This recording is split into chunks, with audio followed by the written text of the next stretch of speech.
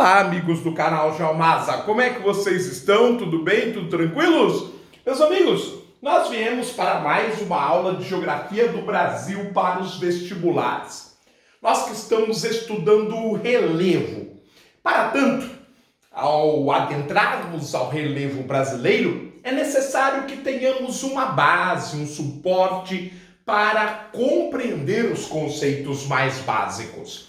Primeiro nós trabalhamos a questão da escala de tempo da Terra. Depois nós começamos a entender o mecanismo, a estrutura, o funcionamento do nosso planeta.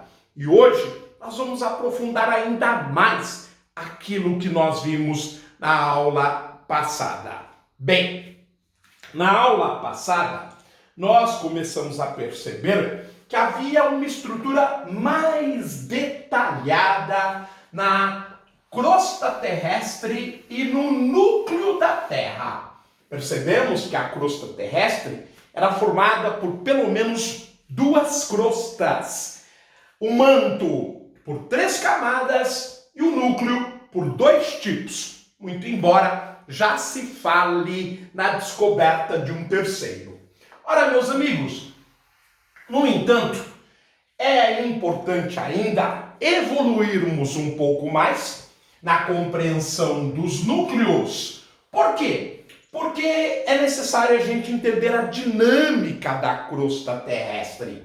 Como que o relevo vai sendo esculpido do interior para o exterior e da nossa atmosfera para a crosta terrestre. Então nós temos 2 fatores que modelam o relevo.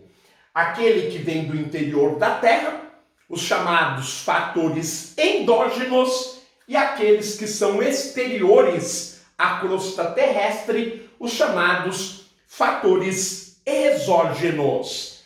Entre um dos grandes fatores endógenos, nós temos o comportamento do núcleo externo.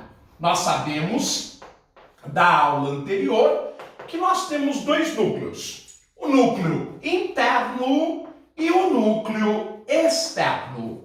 O que percebemos no núcleo externo é que ele é formado por elementos de grande número de massa e com isótopos instáveis, que, portanto, pela radioatividade, pela decomposição isotópica ou radioativa, liberam muito calor. Este calor, gente, ele forma como se fosse ondas de propagação que vai derretendo a rocha do manto. Então, em alguns pontos, o manto sofre este derretimento. Por que este material derretido está subindo? Ele está subindo porque ele é menos denso. Ou seja, ele vai em direção às áreas menos densas do nosso planeta. Ou seja, em direção à crosta terrestre. A crosta terrestre, ela tem uma densidade média na casa dos 3 gramas por centímetro cúbico. Já o núcleo, ele tem uma densidade, o núcleo externo, na casa dos 9 gramas por centímetro cúbico. O núcleo interno é ainda mais denso.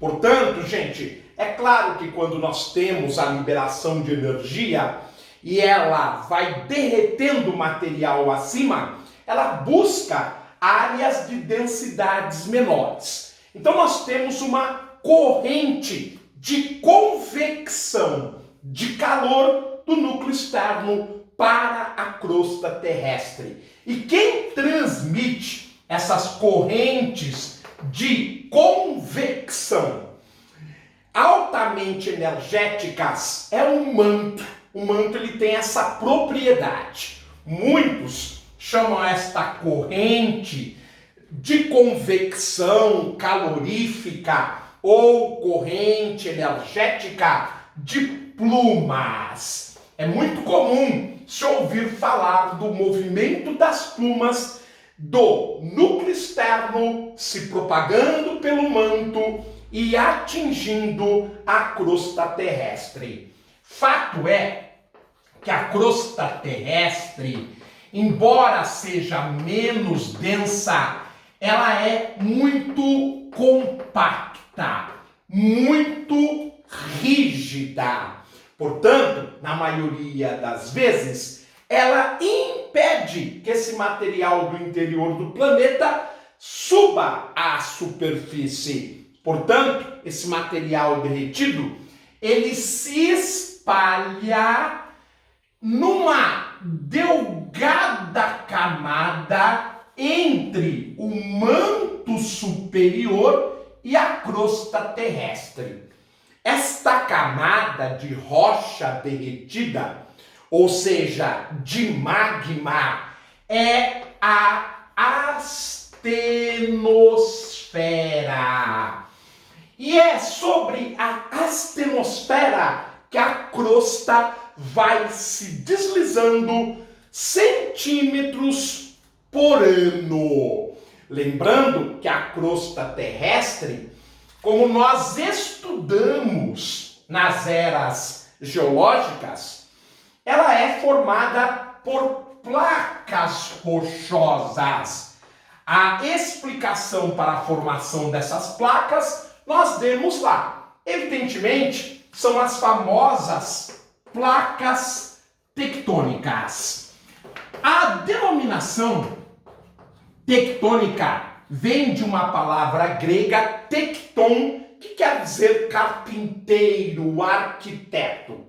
E no passado, os carpinteiros, sem a abundância que nós temos hoje com os pregos, trabalhavam com muito material encaixado, perfeitamente encaixado. Como essas placas são perfeitamente encaixadas, é claro, não dando vazão entre o exterior e a atmosfera, por nossa sorte, por isso os continentes e os oceanos são tão estáveis, mas essas placas, apesar de estáveis, bem soldadas, elas se movimentam. E o movimento tem que ver com a combinação de onde as correntes de convecção batem na crosta terrestre e, claro, do deslizar, do espalhar das correntes de convecção ao redor da astenosfera. Ou seja, a Terra está em movimento dinâmico do núcleo externo para a crosta, com o manto permitindo esta propagação. Logo, é este o mecanismo que explica a tectônica de placas, que explica a movimentação dessas placas. Portanto, a corrente de convecção que deixa o núcleo externo, ela bate na crosta de uma forma ou de outra, dependendo de onde esta corrente encontre a crosta, nós teremos fenômenos diferentes que nós descreveremos nas próximas aulas. Além destes fenômenos, dependendo de onde a corrente de convecção encontre a crosta terrestre, é claro que nós também teremos o espalhar desta corrente de convecção aprisionada entre o manto superior e a crosta terrestre, de forma tal que a crosta, que não é estática, vai se movimentando. Este movimento, ele também provoca alguns fenômenos. Fenômenos estes que nós vamos estudar nas próximas aulas. Então veja que ao entender o mecanismo dinâmico de movimentação destas correntes, de onde elas vieram, o que elas provocam, pelo menos de forma inicial, a Terra vai ficando mais interessante, mais inteligível, mais entendível.